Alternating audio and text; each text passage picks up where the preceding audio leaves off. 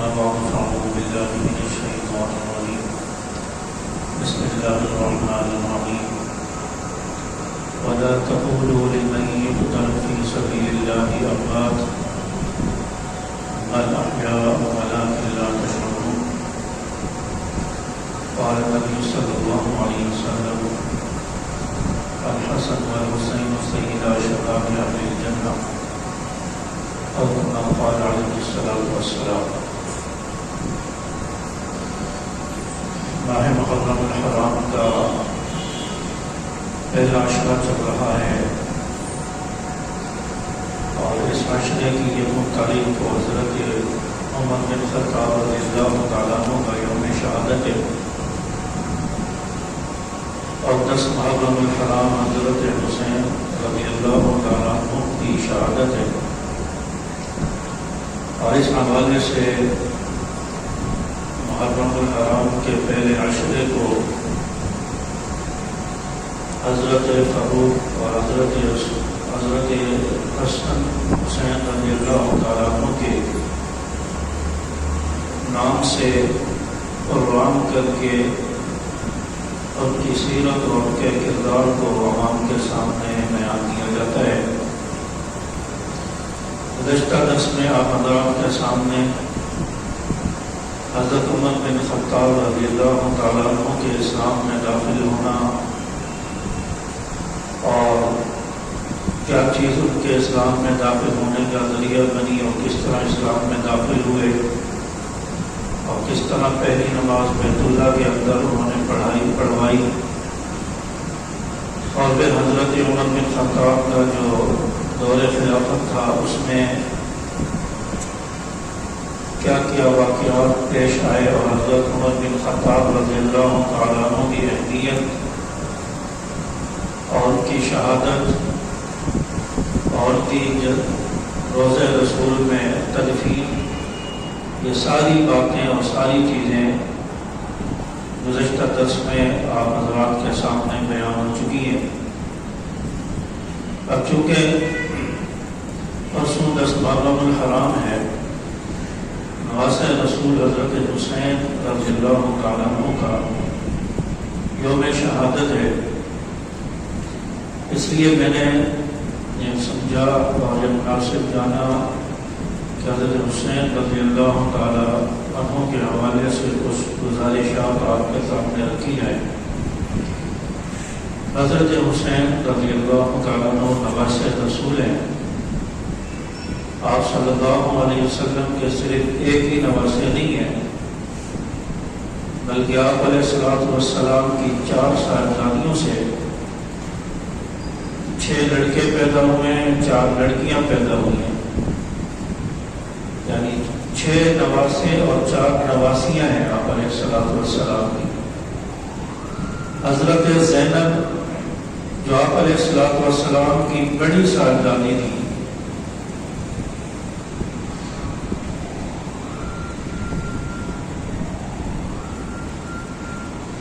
حضرت زینب رضی اللہ تعالیٰ عنہ جو آپ علیہ السلام کی بڑی صاحبزادی تھی، ان سے ایک بیٹا پیدا ہوا جس کا نام علی بن ابوالعاص تھا اور ایک لڑکا پیدا ہوا جس کا نام ابھی نہیں رکھا تھا، پہلے اس کا انتقال ہو گیا، اور ایک بچی پیدا ہوئی جس کا نام امامہ رکھا گیا.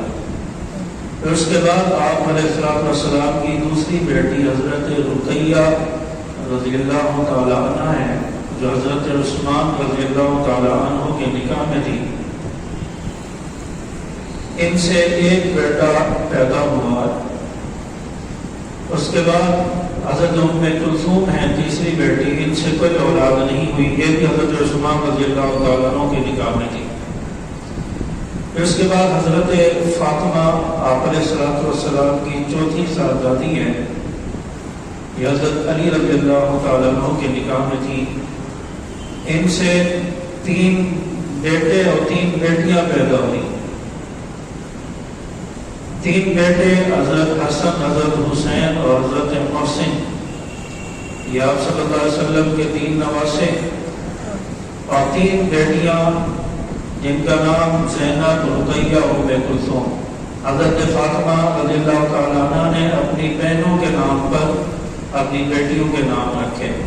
اس طرح حضرت فاطمہ رضی اللہ تعالیٰ عنہ سے آپ صلی اللہ علیہ وسلم کے 3 نواسے اور 3 نواسیاں ہیں۔ اس طرح تینوں صاحبزادیوں کی اولاد کو ملا کر آپ علیہ السلام کی کے 6 نواسے اور 4 نواسیاں بنتی ہیں، اور حضرت حسین رضی اللہ تعالیٰ عنہ کو سب سے زیادہ مقبولیت حاصل ہے۔ حضرت حسین رضی اللہ تعالیٰ عنہ کی ولادت 5 شعبان 4 ہجری میں ہوتی ہے، اور حضرت حسین رضی اللہ تعالیٰ عنہ کی جب ولادت ہوتی ہے تو داعیہ کے فرائض جس خاتون نے، جس عورت نے سر انجام دیے ہیں، اس عورت کا نام اسماء بنت امیس رضی اللہ تعالی عنہ ہے۔ اور یہ اسماء بنت امیس کون ہے؟ اسماء بنت امیس وہ عورت ہیں جو حضرت جعفر طیار رضی اللہ تعالیٰ عنہ، جو حضرت علی رضی اللہ تعالیٰ عنہ کے بڑے بھائی تھے، ان کی بیوی ہے۔ جب حضرت جعفر طیار رضی اللہ تعالیٰ عنہ کا جنگ موتا کے اندر شہادت ہو جاتی ہے، اس کے بعد یہ بیوہ ہو گئی، تو حضرت علی رضی اللہ تعالیٰ عنہ نے اپنی بیوہ بھابھی کا نکاح حضرت ابو بکر صدیق رضی اللہ تعالیٰ عنہ سے کروا دیا۔ تو جب حضرت جعفر طیار رضی اللہ تعالیٰ عنہ کے نکاح میں حضرت اسماء بنت امیس تھی، تو ان کے 2 بیٹے تھے حضرت جعفر طیار سے، محمد بن جعفر، عبداللہ بن جعفر۔ پھر یہ حضرت ابو بکر صدیق رضی اللہ تعالیٰ عنہ کے نکاح میں آ گئی۔ پھر حضرت ابو بکر صدیق کے نکاح میں جب آئیں تو پھر ابو بکر صدیق رضی اللہ تعالیٰ عنہ کے نکاح میں آنے کے بعد پھر 2 بیٹے پیدا ہوئے، 2 بچے پیدا ہوئے۔ ایک کا نام محمد بن ابو بکر اور دوسری بیٹی تھی، اس کا نام ام کلثوم۔ پھر جب حضرت ابو بکر صدیق رضی اللہ تعالیٰ عنہ کا انتقال ہو جاتا ہے، پھر یہ اسماء بنت امیس پھر بیوہ ہو گئی۔ پھر حضرت علی رضی اللہ تعالیٰ عنہ نے خود اپنی بیوہ بھابھی سے نکاح کیا، اور حضرت علی رضی اللہ تعالیٰ عنہ کی طرف سے حضرت اسماء بنت امیس سے پھر 2 بیٹے پیدا ہوئے، ایک کا نام زید ہے اور ایک کا نام یحییٰ۔ اور یہ اسماء بنت امیس رضی اللہ تعالیٰ عنہ جب حضرت بکر صدیق رضی اللہ تعالیٰ عنہ کے نکاح میں تھی، اس وقت حضرت حسین رضی اللہ تعالیٰ عنہ کی ولادت ہوئی ہے، تو حضرت ابو بکر صدیق رضی اللہ تعالیٰ عنہ نے اپنی بیوی اسماء بنت امیس کو حضرت فاطمہ کے پاس بھیجا کہ جاؤ فاطمہ کے پاس ان کی دیکھ بھال کرو، ان کی خدمت کرو اور ان کی خیر خیریت دریافت کرو۔ تو یہ حضرت ابو بکر صدیق رضی اللہ تعالیٰ عنہ کی بیوی اسماء بنت امیس ہیں، جنہوں نے داعیہ کے فرائض سر انجام دیے۔ اور یہاں میں نے بتایا کہ حضرت جعفر طیار سے جب یہ بیوہ ہو گئی تو حضرت علی رضی اللہ تعالیٰ عنہ نے حضرت ابو بکر صدیق رضی اللہ تعالیٰ عنہ سے اپنی بیوہ بھابھی کا نکاح کروایا ہے۔ اور شیعہ حضرات کہتے ہیں، اور وہ حضرت علی رضی اللہ تعالیٰ عنہ کو اپنا امام مانتے ہیں، اور شیعہ کا عقیدہ ہے کہ امام سے غلطی نہیں ہوتی، امام سے خطا نہیں ہوتی۔ اور شیعہ کہتے ہیں کہ ابو بکر صدیق معاذ اللہ مسلمان نہیں تھے، وہ ان کو کافر کہتے ہیں معاذ اللہ۔ تو اگر ابو بکر صدیق تمہارے عقیدے کے مطابق مسلمان نہیں ہے، تو پھر حضرت علی رضی اللہ تعالیٰ عنہ نے اپنی بیوہ بھابھی کا نکاح ابو بکر صدیق سے کیوں کروایا؟ اور پھر اگر تم کہتے ہو کہ حضرت علی رضی اللہ تعالیٰ عنہ سے خطا ہو گئی، تو تمہارا عقیدہ ہے کہ ہمارے امام سے خطا نہیں ہوتی، معصوم ہوتا ہے۔ اگر خطا ہو گئی تو تمہارے عقیدے کے مطابق حضرت علی رضی اللہ تعالیٰ عنہ تمہارے امام بھی نہیں رکھتے۔ تو حضرت علی رضی اللہ تعالیٰ عنہ نے فیصلہ کر لیا، اگر فیصلہ صحیح تھا، انہوں نے ابو بکر صدیق کو امام مانا ہے، اس لیے نکاح کر دیا، تو پھر تم کیوں نہیں امام مانتے؟ تم حضرت علی کی بات کو کیوں نہیں مانتے؟ یہ دھوکہ اور فرار کیا جاتا ہے کہ کہ ہمیں حضرت علی رضی اللہ تعالیٰ عنہ سے محبت ہے، یہ صرف ہمیں دکھانے کے لیے، لوگوں کو دھوکہ دینے کے لیے، ورنہ حضرت علی رضی اللہ تعالیٰ عنہ کے ساتھ بھی ان کو کوئی محبت اور عقیدت نہیں ہے۔ تو حضرت حسین رضی اللہ تعالیٰ عنہ کی ولادت جو وقت آئیہ کے فرائض کی اسما بنت عمیس ادا کرتی ہے، اور پھر حضرت حسین رضی اللہ تعالیٰ عنہ کی ولادت ہو گئی، پھر آپ علیہ السلام تشریف لائے، حضرت حسین رضی اللہ تعالیٰ عنہ کا نام رکھا، حضرت علی نے نام حرب رکھ دیا، حرب کا معنی جنگ کرنا، جنگ والا۔ تو یہ آپ صلی اللہ علیہ وسلم کو پسند نہیں آیا کہ میرے نواسے کا نام لڑائی والا ہو، جنگ والا ہو، تو آپ نے فرمایا کہ نہیں، اس کا نام حسین ہوگا۔ اور پھر آپ صلی اللہ علیہ وسلم نے اپنے منہ مبارک میں کھجور لے کر اس کو چبا کر اس کی گھٹی حضرت حسین رضی اللہ تعالیٰ عنہ کو دی۔ آپ صلی اللہ علیہ وسلم نے نام رکھا، ختنہ کروایا گیا، بال منڈوائے گئے، آپ صلی اللہ علیہ وسلم نے عقیقہ کروایا، عقیقہ کیا گیا۔ تو اس طرح آپ علیہ السلام نے محبت کا، خوشی کا اظہار فرمایا اور نام بھی خود رکھا۔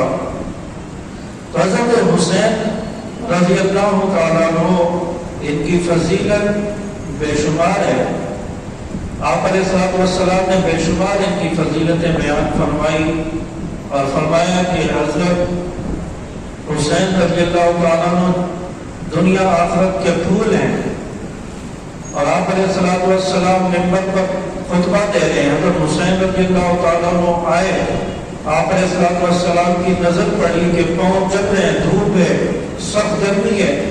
آپ علیہ السلام خطبہ چھوڑ کر منبر سے اترے، حضرت حسین رضی اللہ تعالیٰ عنہ کو اپنی گود میں اٹھایا اور پھر منبر پر تشریف لے گئے، اور حضرت حسین رضی اللہ تعالیٰ عنہ کو اٹھا کر خطبہ دیا ہے۔ اور حضرت حسین رضی اللہ تعالیٰ عنہ کے بارے میں آپ علیہ السلام حضرت فاطمہ رضی اللہ تعالیٰ عنہ سے کہتے تھے، حسین کو رلایا نہ کرو، حسین روتا ہے تو میں محمد کا دل دکھتا ہے، حسین کو نہ رلایا کرو۔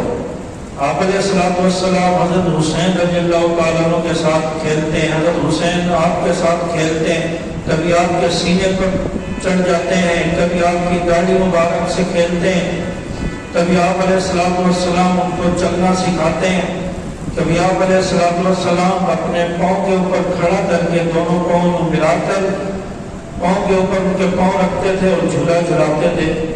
آپ علیہ السلام کو اتنی عقیدت اور محبت ہے۔ آپ علیہ السلام نماز کی حالت میں ہے، حضرت حسین رضی اللہ تعالیٰ عنہ کبھی آپ کی قبر پر آ کر سوار ہو جاتے تھے تو آپ علیہ السلام اپنا سجدہ طویل کر دیا کرتے تھے، اتنی عقیدت، اتنی محبت تھی۔ تو حضرت فاطمہ رضی اللہ تعالیٰ عنہ سے کے بطن سے حضرت حسین رضی اللہ تعالیٰ عنہ پیدا ہوئے۔ حضرت علی رضی اللہ تعالیٰ عنہ کی 3 صاحبزادیاں اور 3 صاحبزادے تھے۔ تو حضرت حسین رضی اللہ تعالیٰ عنہ حضرت فاطمہ سے ہیں۔ اب یہاں پر بھی شیعہ حضرات اعتراض کرتے ہیں کہ آپ علیہ السلام کی ایک ہی صاحبزادی ہے، آپ صلی اللہ علیہ وسلم کی باقی صاحبزادیوں کا انکار کرتے ہیں، کہتے ہیں کہ ایک ہی صاحبزادی، آپ علیہ السلام کو حضرت فاطمہ سے محبت تھی، ان کی اولاد سے محبت تھی، اس کا مطلب ایک ہی بیٹی ہے۔ اب اس کا یہ مطلب نہیں ہے کہ حضرت فاطمہ سے محبت ہے تو بیٹی ایک ہی ہوگی، نہیں، آپ علیہ السلام کی 4 بیٹیاں ہیں۔ حضرت فاطمہ سب سے چھوٹی ہے، لاڈلی ہے، اور اولاد میں جو سب سے چھوٹی اولاد ہوتی ہے، بیٹا ہو بیٹی ہو، اس سے فطرت اور ماں باپ کو محبت زیادہ ہوتی ہے، اس کی اولاد سے بھی محبت زیادہ ہوتی ہے۔ تو حضرت فاطمہ رضی اللہ تعالیٰ عنہ آپ علیہ السلام کی سب سے چھوٹی صاحبزادی تھی، سب سے لاڈلی صاحبزادی تھی۔ آپ علیہ السلام کو نبوت ملنے کے بعد بھی وہ زندہ رہی، باقی بیٹیاں تو آپ علیہ السلام کی نبوت سے پہلے ان کا بعض کا انتقال ہو چکا، بعض کافی پہلے نبوت ملنے کے بعد شروع میں بعض کا انتقال ہو گیا۔ حضرت فاطمہ رضی اللہ تعالیٰ عنہ کافی دنوں تک زندہ نہیں، تو آپ علیہ الصلوۃ والسلام اس لیے ان سے عقیدت اور محبت رکھتے تھے. ان کی اولاد تھی، آپ علیہ الصلوۃ والسلام کی اولاد جو سلسلہ اولاد کا چلا ہے وہ حضرت فاطمہ رضی اللہ تعالیٰ عنہ کی اولاد سے چلا ہے. اس لیے آپ علیہ الصلوۃ والسلام کو سب سے زیادہ محبت تھی حضرت فاطمہ رضی اللہ تعالیٰ عنہ سے. یہ کہنا کہ آپ کی ایک ہی بیٹی تھی، باقی بیٹیوں کا انکار کرنا یہ آپ علیہ الصلوۃ والسلام پر الزام ہے، اور آپ علیہ الصلوۃ والسلام کی ازواج مطہرات پر بھی الزام ہے. اور اگر کوئی شخص ایک فطرتی بات کر رہا ہو کہ ہم ایک آدمی کے 3 بیٹے ہیں، اور کوئی کہے کہ یہ ایک بیٹا آپ کا ہے، یہ 2 بیٹے آپ کے نہیں ہیں، تو اس کا کیا مطلب ہوگا کہ ہمارے نسب پر الزام لگا رہا ہے، ہمارے نسب اولاد کے نسب پر شک کر رہا ہے، ہماری بیوی پر غلط الزام لگا رہا ہے. انسان کو غصہ آئے گا کہ میرے بیٹے کیوں نہیں ہیں، کیوں الزام لگا رہے ہو، کیوں غلط الزام لگا رہے ہو. انسان لڑنے کو آ جائے گا. جو آپ علیہ الصلوۃ والسلام پر یہ الزام لگائے کہ آپ کی ایک بیٹی ہے باقی بیٹیاں آپ کی نہیں ہیں، وہ معاذ اللہ الزام لگا رہا ہے آپ کی زوجہ پر، آپ کی بیوی پر الزام لگا رہا ہے، تہمت لگا رہا ہے. اس سے بڑا بدبخت اور بدکردار اور کون ہو سکتا ہے جو آپ علیہ الصلوۃ والسلام پر بھی الزام لگائے، اس حد تک پہنچ جائے اس پہ انسان مسلمان سمجھے. اور پھر شیعہ کے اس اعتراض کا جواب قرآن مجید کی آیت بھی ہے. وہ کہتے ہیں کہ ایک بیٹی ہے، قرآن کہتے ہیں نہیں ایک سے زیادہ ہے. اللہ تعالیٰ نے فرمایا یا ایھا النبی قل لازواجک وبناتک ونساء المؤمنین. یہاں پر اللہ تعالیٰ وبناتک کا لفظ لائے، بنت ایک بیٹی کو، بنت ایک بیٹی کے لیے بولا جاتا ہے، اور بنات کا لفظ آیا، جمع کا لفظ آیا، کئی بیٹیاں. اور عربی قاعدے کے اعتبار سے اگر دیکھا جائے تو عربی گرامر کے اندر جمع کا اطلاق 3 پر یا اس سے زیادہ پر ہوتا ہے، 3 سے کم پر جمع کا اطلاق نہیں ہوتا. تو اللہ تعالیٰ قرآن مجید میں جمع کا لفظ لائے وبناتک، تو اس کا مطلب ہے بیٹیاں 3 ہیں یا اس سے زیادہ ہے. 3 پر جمع کا اطلاق ہوتا ہے، 3 سے زیادہ بیٹیاں آپ علیہ الصلوۃ والسلام کی قرآن کی آیت بتا رہی ہے وبناتک. اگر یہاں سے کوئی کہے کہ نہیں اس سے امت کی بیٹیاں مراد ہیں، وہ بھی تو نبی کی روحانی بیٹیاں ہوتی ہیں، اس کے لیے اللہ تعالیٰ الگ صیغہ لائے ہیں وبناتک ونساء المؤمنین. مومنین کی عورتیں، مومنین کی عورتیں، یہ الگ صیغہ اللہ تعالیٰ لائے ہیں. نبی کی بیٹیوں کے لیے الگ صیغہ لائے ہیں. تو قرآن کی آیت بتلا رہی ہے نبی کی 3 سے زیادہ بیٹیاں ہیں. پھر میراثیوں کی بات کو ہم کیوں مانیں، چرسیوں کی بات کو ہم کیوں مانیں؟ ہم تو قرآن کو مانیں گے، ہم تو قرآن کی بات کو مانیں گے، ہم ان کی بات کو نہیں مانیں گے. تو نبی کی 4 بیٹیاں ہیں، حضرت زینب، حضرت رقیہ، حضرت ام کلثوم، حضرت فاطمہ. 2 بیٹیاں حضرت عثمان رضی اللہ تعالیٰ عنہ کے نکاح میں، ایک بیٹی حضرت علی رضی اللہ تعالیٰ عنہ کے نکاح میں ہے. حضرت زینب کا نکاح بہت پہلے ہو چکا تھا نبوت ملنے سے پہلے. تو اس طرح 4 بیٹیاں آپ علیہ الصلوۃ والسلام کی ہیں. اس کا جواب بھی قرآن پاک کی آیت سے آ گیا، اس کی دلیل آ گئی. اور حضرت حضور صلی اللہ علیہ وسلم کو اپنے نواسوں سے محبت دی. پھر آپ علیہ الصلوۃ والسلام کے رحلت کے بعد، انتقال کے بعد، پھر حضرت خلفائے راشدین کا دور آ جاتا ہے، اور حضرت ابو بکر صدیق رضی اللہ تعالیٰ عنہ، حضرت عمر رضی اللہ تعالیٰ عنہ، حضرت عثمان رضی اللہ تعالیٰ عنہ کو بھی نواسوں سے محبت ہے. حضرت حسین، حضرت حسن رضی اللہ تعالیٰ عنہ سے محبت ہے، عقیدت ہے. اور حضرت بکر صدیق رضی اللہ تعالیٰ عنہ ایک مرتبہ مدینہ کی گلیوں میں چل رہے ہیں، سامنے سے دیکھا کہ حضرت علی رضی اللہ تعالیٰ عنہ والے گود میں بچوں کو اٹھایا ہوا ہے، آمنا سامنا ہو گیا. حضرت بکر صدیق رضی اللہ تعالیٰ عنہ کہتے ہیں کہ علی یہ کس کے بچے ہیں، کس کے بیٹے ہیں؟ فرمایا کہ ابو بکر میرے بیٹے ہیں. کہا کہ نہیں بتاؤ کس کے بیٹے ہیں؟ کہا کہ ابو بکر میرے بیٹے میری اولاد ہے، وہ فاطمہ کے بطن سے ہے۔ فرمایا کہ بیٹے تو آپ کے ہیں، شکل و شباہت میں رسول اللہ صلی اللہ علیہ وسلم کی طرح۔ اور بتاتے ہیں کہ حضرت حسن رضی اللہ تعالیٰ عنہ شباہت میں چہرے کی مشابہت آپ علیہ الصلوۃ والسلام کی طرح تھی، اور حضرت حسین رضی اللہ تعالیٰ عنہ چار ڈھال میں چلنے میں آپ علیہ الصلوۃ والسلام کے مشابہ تھے۔ تو اس طرح لوگ ان کو دیکھ کر آپ علیہ الصلوۃ والسلام کو یاد کرتے تھے، آپ کا چہرہ سامنے آ جاتا تھا، اور اس طرح عقیدت اور محبت کا اظہار فرماتے۔ حضرت عمر رضی اللہ تعالیٰ عنہ کے دور میں حضرت عمر رضی اللہ تعالیٰ عنہ کو بھی محبت ہے۔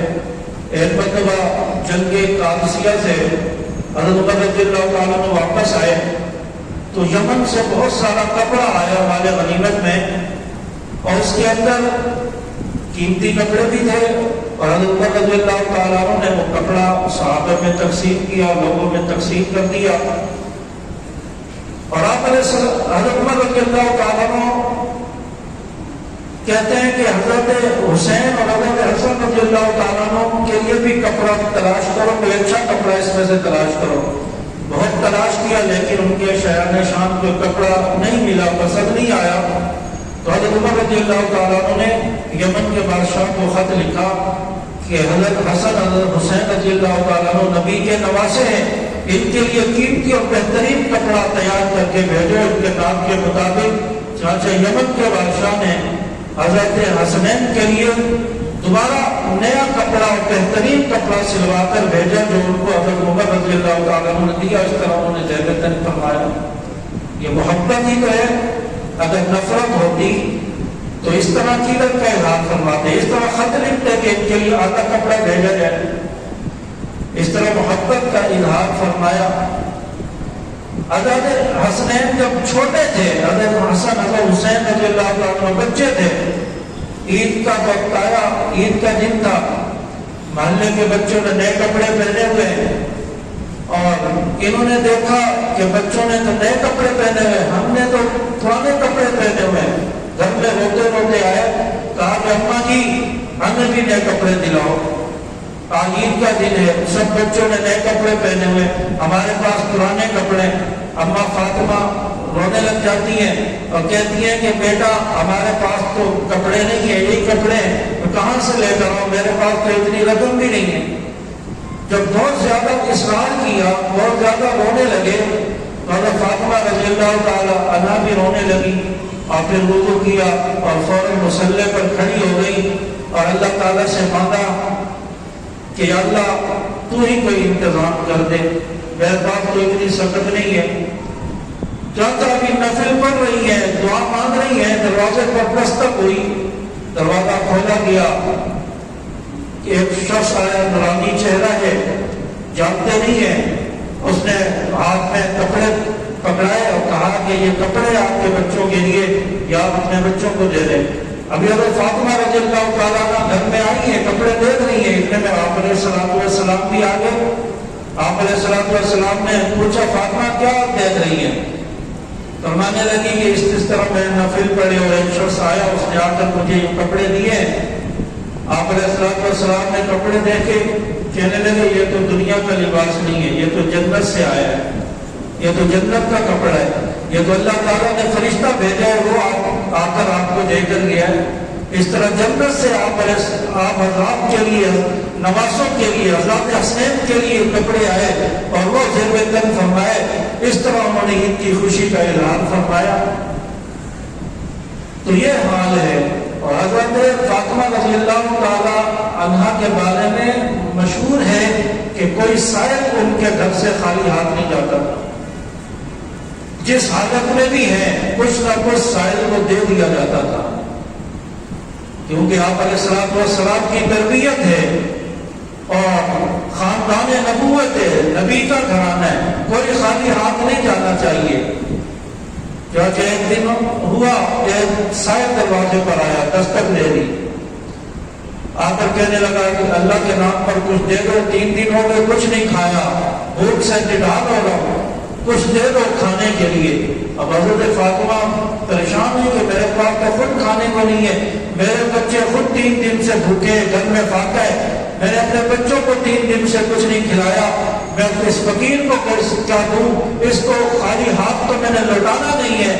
چنانچہ ایک تدبیر ذہن میں آئی اور اس فقیر سے کہا کہ یہ میری چادر لے جاؤ۔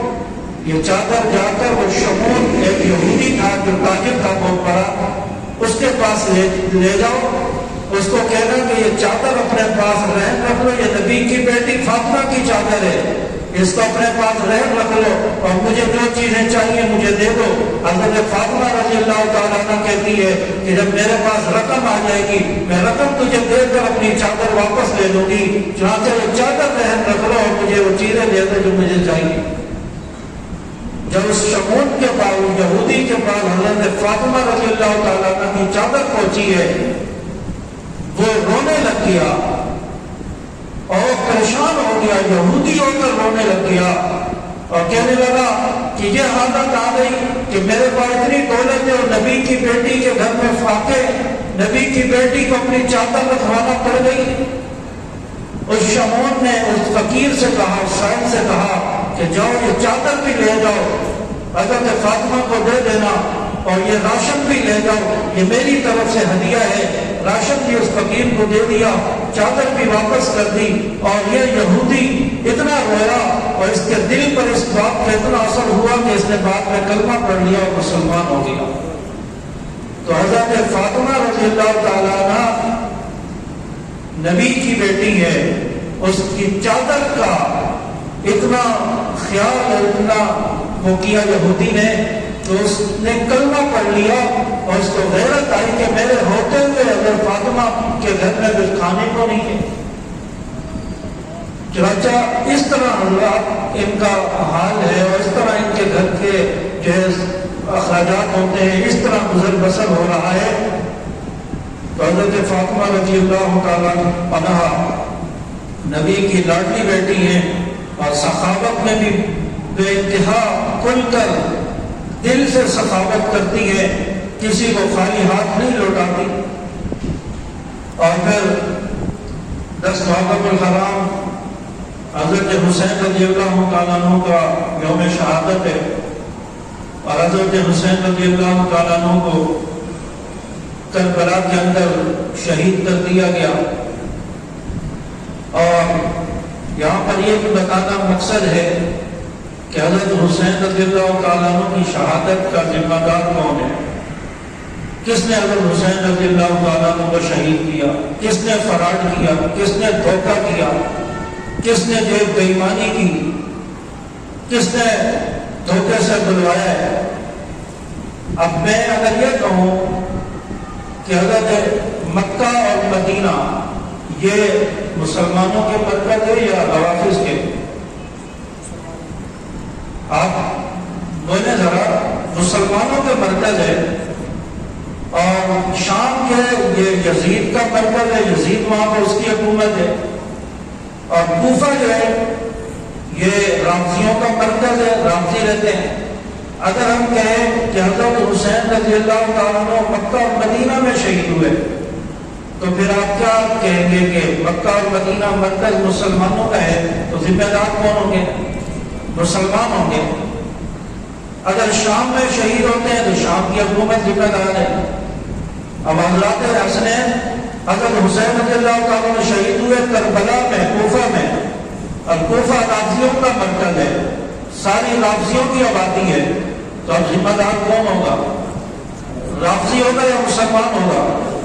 رافضی ہوگا۔ اور اب ذہن میں یہ سوال بھی آ جاتا ہے کہ ہو سکتا ہے مرکز تو رافضیوں کا ہے، کوفیوں کا ہے، وہاں مسلمان بھی تو ہو سکتے ہیں، مسلمان بھی تو رہتے ہوں گے، ہو سکتا ہے مسلمانوں نے شہید کیا ہو۔ تو شیعہ کا مصنف ہے نور اللہ شوستری، اس نے اپنی کتاب مجالس المؤمنین کے اندر ایک باب باندھا ہے مجلس افضل کے نام سے، اس کے اندر اس نے لکھا ہے کہ اس بات میں کسی کو شک نہیں ہونا چاہیے کہ وہاں رافضیوں کے علاوہ کوئی اور بھی رہتا تھا، یعنی ٹوٹل رافضی رہتے تھے، اس میں کسی کو شک نہیں ہونا چاہیے۔ کوفہ کے اندر ٹوٹل رافضی رہتے تھے، تو شیعہ کے مصنف نے خود گواہی دے دی کہ وہاں پر سارے رافضی رہتے تھے، مسلمان تھے ہی نہیں۔ تو حضرت حسین رضی اللہ تعالیٰ عنہ کوفہ میں کربلا میں شہید ہوئے، تو ذمہ دار کون ہوگا؟ کوفی ہوگا، رافضی ہوگا جو وہاں پر رہتے تھے۔ حضرت حسین رضی اللہ تعالیٰ عنہ کو کوفہ میں شہید کیا۔ کربلا کوفہ سے 10 میل کے فاصلے پر ہے، اور کربلا میں بلا کر حضرت حسین رضی اللہ تعالیٰ عنہ کو وہاں پر شہید کیا۔ اور بلانے والے کون ہیں؟ وہ کوفہ کے لوگ ہیں جنہوں نے حضرت حسین رضی اللہ تعالیٰ عنہ کو خط لکھے، 1-2 خط بھی نہیں، 12,000 خطوط لکھے، بورے کھڑے ہوئے تھے خطوط کے، 12,000 خطوط لکھے۔ حضرت حسین رضی اللہ تعالیٰ عنہ سے کہا کہ ہم آپ کے ہاتھ پر بیعت کرنا چاہتے ہیں، ہم آپ کو اپنا خلیفہ بنائیں گے، آپ آ جائیں، ہم اپنی تابعداری اور وفاداری کا اظہار کرتے ہیں، ہمیں آپ سے عقیدت اور محبت ہے۔ یہ خطوط کے اوپر لکھا۔ حضرت حسین رضی اللہ تعالیٰ عنہ جب یہاں سے روانہ ہونے لگے، صحابہ نے منع کیا۔ صحابہ نے کہا، حضرت عبداللہ بن عمر، حضرت عبداللہ بن عباس، عبداللہ بن مسعود، عبداللہ بن زبیر، یہ بڑے بڑے صحابہ وہاں پر موجود تھے مدینہ کے اندر، انہوں نے کہا کہ آپ نہیں جائیں، انہوں نے آپ کے ابا حضرت علی رضی اللہ تعالیٰ عنہ کو شہید کیا ہے، انہوں نے ان کو خنجر مارے، ان کے ساتھ وفاداری کا اظہار نہیں کیا، انہوں نے آپ کے بھائی حضرت حسن کو کوفہ کی جامع مسجد میں شہید کیا ہے، ان کے آگے سے مسلح کھینچا ہے، ان کو زہر دیا ہے، ان کو مارا ہے، انہوں نے آپ کے ابا آپ کے بھائی کے ساتھ وفاداری نہیں کی، آپ کے ساتھ بھی وفاداری نہیں کریں گے۔ حضرت حسین رضی اللہ تعالیٰ کو کہتے ہیں انہوں نے اتنی وفاداری کا اظہار کیا ہے، 1-2 خط بھی نہیں لکھے، 12,000 لکھے، اتنا یقین دلایا ہے، اب تو مجھے جانا چاہیے۔ صحابہ نے منع کیا۔ پھر حضرت حسین رضی اللہ تعالیٰ عنہ خطوط سے تب آ کر مدینہ سے مکہ چلے گئے، کہا کہ یہاں تو میرے پاس خط آ رہے ہیں مدینہ میں مکہ میں جا کر اپنی زندگی گزاروں گا۔ چاچا مکہ چلے گئے۔ جب کوفیوں کو پتہ چلا کہ حضرت حسین مکہ میں چلے گئے، وہاں پر انہوں نے خط بھیجنا شروع کر دیے۔ وہاں پر بھی پھر حضرت حسین رضی اللہ تعالیٰ عنہ کہتے ہیں کہ اب میں کوفہ جانے کا فیصلہ کر لیا، اب میں جاتا ہوں، اتنی عقیدت سے بلا رہے ہیں۔ صحابہ منع کرتے رہے۔ پھر حضرت حسین رضی اللہ تعالیٰ عنہ کے ذہن میں ایک تدبیر آئی، کہا کہ پہلے میں اپنے چچا زاد بھائی حضرت مسلم بن عقیل کو بھیجتا ہوں، وہ جا کر حالات کا جائزہ لیں گے، وہ جا کر حالات کو دیکھیں گے کہ واقعی ان کو عقیدت اور محبت ہے یا دھوکہ دے رہے ہیں۔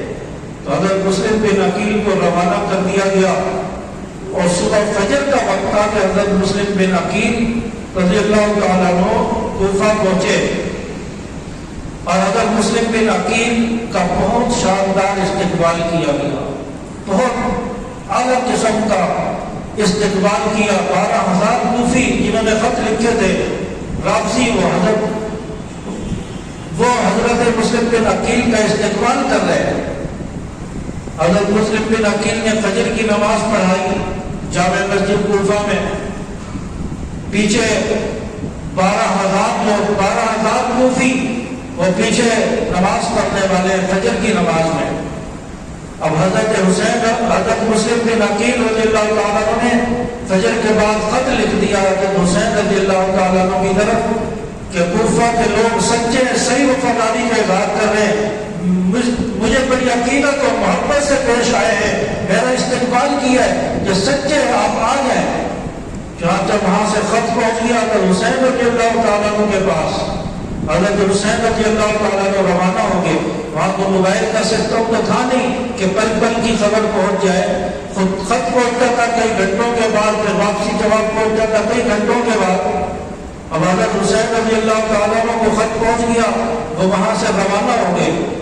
اب ادھر فجر کے بعد، فجر کی نماز میں 12,000 کوفی نماز پڑھنے والے، ظہر کی نماز کا وقت آیا، 400 آدمی رہ گئے جنہوں نے مسلم بن عقیل کے پیچھے نماز پڑھی، باقی جو تھے وہ غداری کر چکے تھے۔ پھر اس کے بعد عصر کا وقت آیا، عصر کی جب نماز کا وقت آیا تو 6 آدمی باقی تھے جنہوں نے مسلم بن عقیل کے پیچھے نماز پڑھی، باقی سب غداری کر چکے تھے۔ اب اتنا وقت بھی نہیں تھا کہ دوبارہ پیغام بھیجا جاتا کہ غدار ہو چکے ہیں۔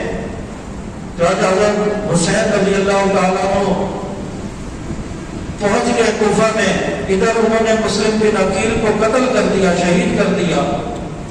حضرت حسین رضی اللہ تعالیٰ عنہ جب کوفہ پہنچ گئے، وہاں خبر ملی کہ آپ کے بھائی مسلم بن عقیل کو کوفیوں نے، بے ایمانوں نے، دھوکہ بازوں نے قتل کر دیا، شہید کر دیا ہے۔ حضرت حسین رضی اللہ تعالیٰ عنہ پریشان ہو گئے۔ پھر جب حضرت حسین رضی اللہ تعالیٰ عنہ پہنچے تو ان کوفیوں نے حضرت حسین رضی اللہ تعالیٰ عنہ کے ساتھ بھی غداری کر دی اور کہا کہ ہم نے کوئی خط نہیں لکھا، ہم نے کوئی پیغام نہیں بھیجا، ہم نے آپ کو نہیں بلوایا، ہم آپ کے ہاتھ پر بیعت نہیں کریں گے، غداری کر لی۔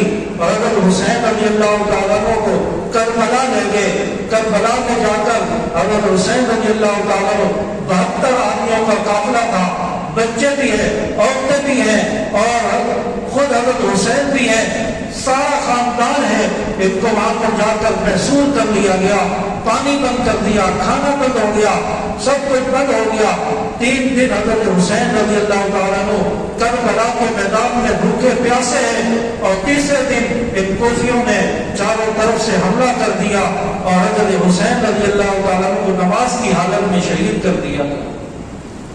تو اس طرح غداری کر کے حضرت حسین رضی اللہ تعالیٰ عنہ کو شہید کیا۔ اور شہید کرنے والے وہ رافضی ہیں، کوفی ہیں، جو کوفہ میں رہنے والے تھے۔ آپ چلاتے ہیں کہ حضرت حسین شہید ہو گئے، حضرت حسین کو یزید نے قتل کر دیا۔ یزید کا عمل دخل ہوگا، لیکن قتل کرنے والے تو کوفہ کے لوگ تھے، وہ تو رافضی تھے۔ چاچا اس طرح حضرت حسین رضی اللہ تعالیٰ عنہ کو دھوکے کے ساتھ بلوا کر 10 محرم الحرام کی شام کو شہید کر دیا گیا۔ اور پھر آج ماتم کیا جاتا ہے، آج سینہ کو بھی کی جاتی ہے کہ حضرت حسین کو شہید کر دیا گیا، ہمارے امام کو شہید کر دیا گیا۔ یہ دنیا کو دھوکہ دینے کے لیے سارا کچھ ہو رہا ہے، عوام کو دھوکہ دینے کے لیے ہو رہا ہے۔ آج کسی چور کو کوئی پکڑنے جائے اور چور بھی بھاگتے ہوئے کہہ رہا ہوتا ہے چور چور چور پکڑو، وہ بھی کہہ رہا ہوتا ہے تاکہ پتہ نہ چلے کہ ان لوگوں میں چور کون ہے۔ وہی بات ہے کہ جنہوں نے چوری کی، جنہوں نے شہید کیا، آج وہی شور کر رہے ہیں، وہی واویلا کر رہے ہیں، وہی رو رہے ہیں، وہی ماتم اور سینہ کو بھی کر رہے ہیں، تاکہ شک نہ ہو کسی کو کہ کس نے شہید کیا ہے۔ چاچا حضرت حسین رضی اللہ تعالیٰ عنہ کو اس طرح شہید کر دیا گیا۔ اور پھر دنیا کا قاعدہ اور دنیا کا قانون ہے کہ جس کے پاس آلہ قتل برآمد ہو جائے اس کے اوپر الزام ہوتا ہے، وہی مجرم ہوتا ہے۔ آج دیکھیں آلہ قتل کس کے پاس ہے؟ حضرت حسین کا سامان کس کے پاس ہے؟ حضرت حسین کی تلواریں کس کے پاس ہیں؟ حضرت حسین کا گھوڑا کس کے پاس ہے؟ حضرت حسین کا تعزیہ کس کے پاس ہے؟ جن کے پاس سامان مل رہا ہے، سمجھو کہ قاتل اور مجرم بھی وہی ہے، کیونکہ انہوں نے شہید کر کے سامان کو لوٹا ہے اور انہوں نے اپنے پاس رکھا ہوا ہے، مجرم بھی وہی لوگ ہیں۔ حضرت حسین رضی اللہ تعالیٰ عنہ کی شہادت یہ ہوتی ہے شام کے وقت، عصر کے وقت، اور ماتم اور سینہ کو بھی اور شور و غل کب ہو رہا ہے؟ یکم محرم سے شروع ہو جاتا ہے۔ حضرت حسین رضی اللہ تعالیٰ عنہ شہید ہو رہے کربلا میں 10 محرم کی شام کو عصر کے وقت، اور سینہ کو بھی اور ماتم شروع ہو جاتا ہے یکم محرم سے، اور رہتا ہے 8، 9، 10 کی صبح تک، دوپہر تک رہتا ہے۔ جیسے ہی حضرت حسین رضی اللہ تعالیٰ عنہ کی شہادت کا وقت آ جاتا ہے، ماتم اور سینہ کو بھی ختم ہو جاتی ہے، سب اپنے اپنے گھروں میں آ جاتے ہیں۔ پتہ چلا کہ اگر حسین رضی اللہ تعالیٰ عنہ کا ان کو دکھ نہیں ہے، اگر دکھ ہوتا تو 10 محرم کی شام سے ماتم شروع ہوتا، سینہ کو بھی شروع ہوتی، ماتم شروع ہوتا۔ انہوں نے تو اس وقت بند کر دیا ماتم جب حضرت حسین شہید ہو گئے، ان کا مقصد پورا ہو گیا، اب یہ گھر میں جا کر بیٹھ گئے۔ تو حضرت حسین رضی اللہ تعالیٰ عنہ کو شہید کرنے والے وہ کون لوگ ہیں، اس سے آپ کو بخوبی اندازہ ہو جائے گا۔ تو اس طرح حضرت حسین رضی اللہ تعالیٰ عنہ کو شہید کر دیا گیا، اور خود حضرت حسین رضی اللہ تعالیٰ عنہ کہتے ہیں کہ مجھے بلانے والے وہ شیعان علی تھے، انہوں نے مجھے کہا کہ ہم آپ کو خلیفہ بنائیں گے، ہم آپ کے آپ پر بیعت کرنا چاہتے ہیں، ہم یزید کو خلیفہ نہیں مانتے، آپ آ جائیں، ہم آپ کے ہاتھ پر بیعت کریں گے، آپ کو خلیفہ بنائیں گے۔ چنانچہ یہ شیعہ کی کتاب جلال العیون کے اندر یہ بات لکھی ہوئی ہے، یہ بات، یہ خطبہ حضرت حسین کے الفاظ یہ بھی شیعہ کی کتاب میں جلال العیون میں موجود ہے کہ انہوں نے مجھے خود بلایا، حضرت حسین رضی اللہ تعالیٰ عنہ کے الفاظ ہیں، جب خود بلایا تو میں شہید کرنے والے بھی ہوئی ہیں۔ چنانچہ حضرت حسین رضی اللہ تعالیٰ عنہ کی شہادت 10 محرم الحرام ہے۔ اللہ تبارک و تعالیٰ ہمیں حضرات حسنین رضی اللہ تعالیٰ عنہ کی سیرت اور کردار ان پر عمل کرنے کی اور بچوں کو، لوگوں کو ان بتانے کی اور ان کے سامنے اس کا اظہار کیا جائے اور بتایا جائے کہ حضرت حسین رضی اللہ تعالیٰ عنہ کی سیرت کیا ہے، حضرت حسین رضی اللہ تعالیٰ عنہ کا کردار کو کیا ہے اور دھوکہ دینے والے کون ہیں۔ اللہ تبارک و تعالیٰ ہمیں سمجھ عمل کی توفیق عطا فرمائے۔